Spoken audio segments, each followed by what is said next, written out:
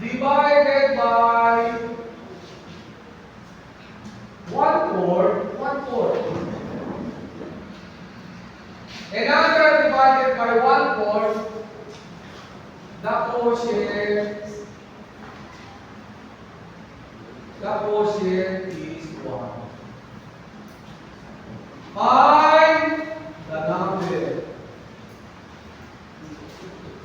Okay. Do you know the number, class? You do not know. So, a number, mag-assume ka na si x. Diba? Sa math, palagi si x pati y. So, a number is x. Okay. X. Solution.